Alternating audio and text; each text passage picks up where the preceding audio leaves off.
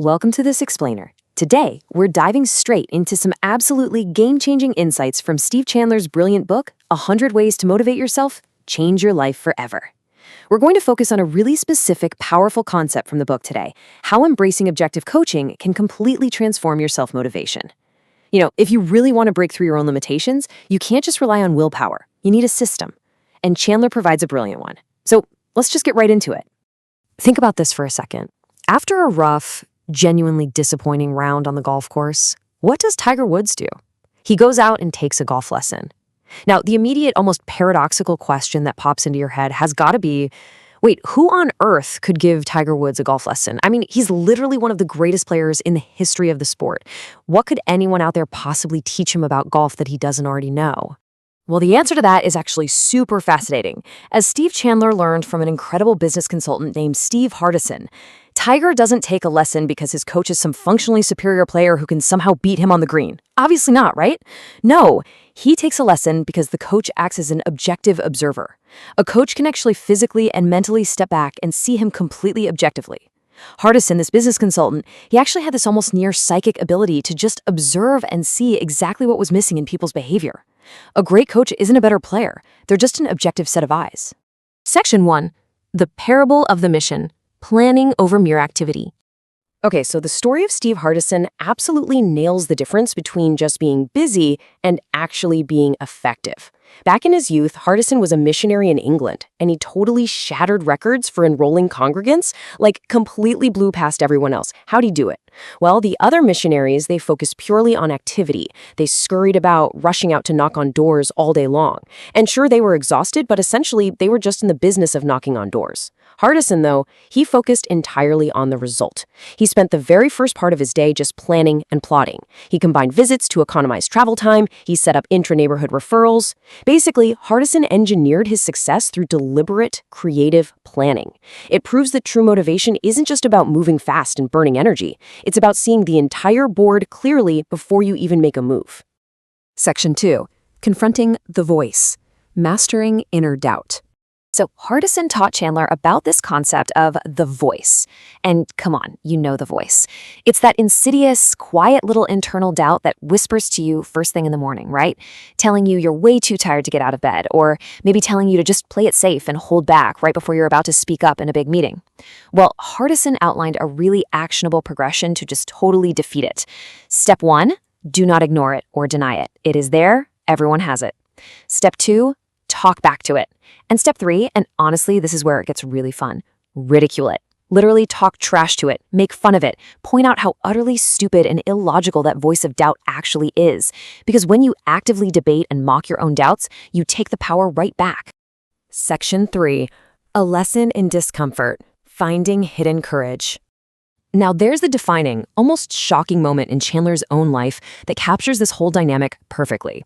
He compares Hardison's completely truthful, sometimes downright ruthless coaching style to this super visceral childhood memory of his. Chandler was a kid playing Little League baseball, and he severely injured his knee in a play at third base. We're talking stiff leg, incredibly swollen knee, the whole 9 yards. A doctor is kneeling right there by his leg and asks young Chandler to gently bend the knee. Chandler says, "I can't, because I tried and it really hurts." The doctor looks right at him and without missing a beat, says simply but gently, "Then hurt yourself." Think about how startling that is for a kid to hear. Hurt myself? On purpose? No way. But so what happened next? Completely mesmerized by this crazy request, the young boy slowly bent his leg. And yeah, for sure, there was tremendous pain. But suddenly, the pain just didn't matter. He endured it calmly. He realized, right there on that wooden baseball bench, that he wasn't the coward he had always assumed he was. He discovered he actually had these vast reserves of hidden courage inside him, literally just waiting to be called upon. He proved to himself that he could intentionally endure necessary discomfort without even batting an eye. What we're really looking at here is a clash of two totally different mindsets. On one hand, you have Chandler's early life, a boyhood characterized by avoiding pain and discomfort of any kind, which, is a very normal protective human instinct. But then on the flip side, we have what true coaching actually demands. Calling on courage. It's that absolute willingness to face necessary pain for the sake of your own growth.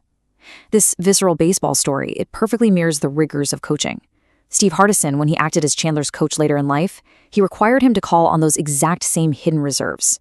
Because a true coach, they ask you to lean into the discomfort of truth, because that right there is where the actual breakthrough happens. Section 4. The true value of coaching, embracing self-examination. There's this incredibly powerful quote from M. Scott Peck's The Road Less Traveled that I think perfectly anchors our entire discussion today. It goes, "The problem of distinguishing what we are and what we are not responsible for in this life is one of the greatest problems of human existence. We must possess the willingness and the capacity to suffer continual self-examination." Wow. Suffer continual self-examination. It's a heavy concept, isn't it? But opening yourself up to an objective coach who is going to ruthlessly point out your blind spots, well, that's a form of that exact necessary suffering. It is difficult, absolutely, but it is literally the only way to truly figure out what you are responsible for changing in your life. And the rewards of going through that intense self-examination, they are absolutely profound. When you finally open yourself up to coaching, you start receiving the exact same advantages enjoyed by the greatest actors and athletes in the world. You don't become weaker by asking for help. Actually, scratch that. You grow significantly stronger.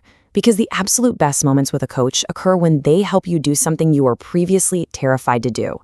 Ultimately, it leads to dramatically higher levels of self-motivation, and it'll take you to heights you frankly just couldn't reach in isolation. So, I want to leave you all with a final, slightly provocative thought. If coaching is an absolute, undeniable necessity for Tiger Woods in the game of golf, what about the much more complex game of life? Chandler lays it out so clearly. It takes real, genuine courage to ask someone to be completely honest with you. So who is checking your swing? Who is standing back objectively and telling you what they actually see? Don't just sit around waiting for motivation to magically appear. Go out there, seek out that objective observer, boldly invite that necessary discomfort, and change your life forever. Thanks so much for joining me on this explainer, and I'll catch you on the next one.